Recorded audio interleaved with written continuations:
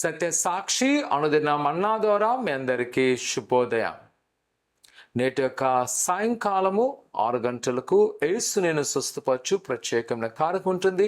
ప్రతి వారు సకాలంలో పాల్గొవలసిన కోర్చిన.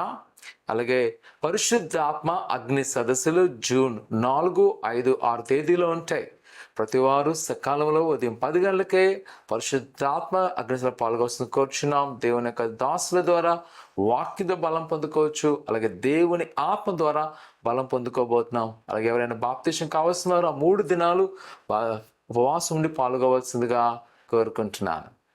నేటి యొక్క బలమైన మాట మలాకి గ్రంథము 3వ అధ్యాయము 10వ వచనం. పట్టజాలంతా విస్తారముగా దీవెనలను కుమ్మరించుతను. ఈ యొక్క వాక్య భాగము చాలా అసుపరిచితమైన భాగము. ముఖ్యంగా ఆనాటి యూదా ప్రజలు బబులోను చెర తరువాత వారు దేవుని ఆరాధించట్లో కొన్ని విషయాల్లో వెనుకబడినప్పుడు ప్రవక్త అయిన మలాకి ద్వారా ఆనాటి ప్రజలకు హెచ్చరింపు.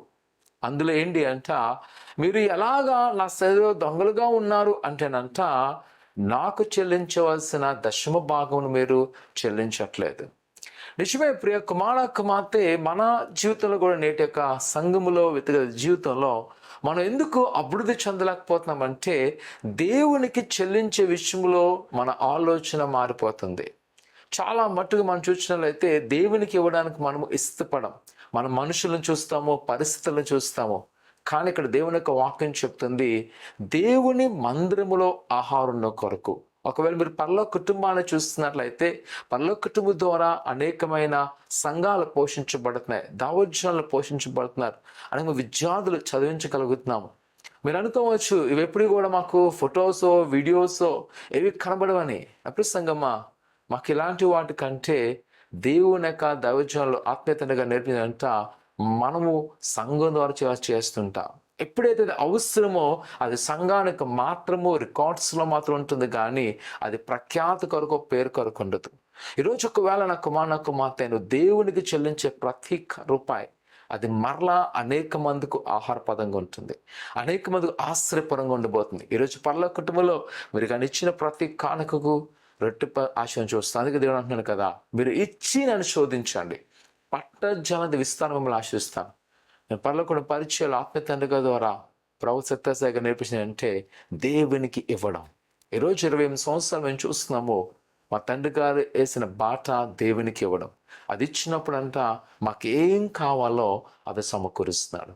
ఈరోజు అనేకమైన సవాళ్ళ దగ్గర ఉన్నాయి, అనేకమైన ఫైనాన్షియల్ స్ట్రగుల్స్ ఉన్నాయి. కానీ నా మొదటి మాట ఏంటంటే ఆయనకి ఇచ్చినప్పుడు ఈరోజు కూడా దేవుని సముద్ర చూడగలుగుతున్నాం. ఈరోజు నిప్రసంగమా ఆయన విస్తారంతా దేవునికి దయచేయబోతున్నాడు. దేవునికి ఇచ్చే దాంట్లో వెనకడిగేయక ఒకసారి పరిశీలన చేసుకో. నువ్వు శోధించబడుతున్నావు, బాధించబడుతున్నావు, ఏదైనా దేవుని దగ్గర నువ్వు వెనకేస్తున్నావా, అది సరి చేసుకో.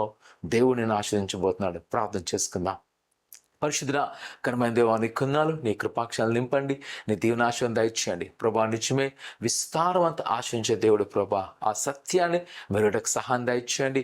అనే లోక మనుషుల వాళ్ళతో తెలిపోకుండా ప్రభా నీకు ఇచ్చినట్లో మా యొక్క శక్తిని, మా సమయాన్ని, మా వనరులను ఇచ్చేటకు సహాయం చేయండి ప్రభా. ఇదిగో ఎవరైతే నీ సన్నిధిలో పణంగా పెట్టి శోధించబడినావు తండ్రి, ఇది నన్ను ఎవరైతే ప్రార్థన చేస్తుందిగా వారికి ప్రతి మార్గాలను సరళం చేయండి, ప్రతి ఆలోచనను నెరవేర్చండి. నీ కృపాక్షములతో నింపి నీ దీవెన ఆశీర్వాదం దయచేయమని యేసు నామమున తండ్రి, ఆమేన్. ప్రభువును నమ్ముకుంచండి. ఆయన నీకున్న ప్రతి ఈవులు తొలగించి ఆశీర్వదించును గాక. ఆమేన్.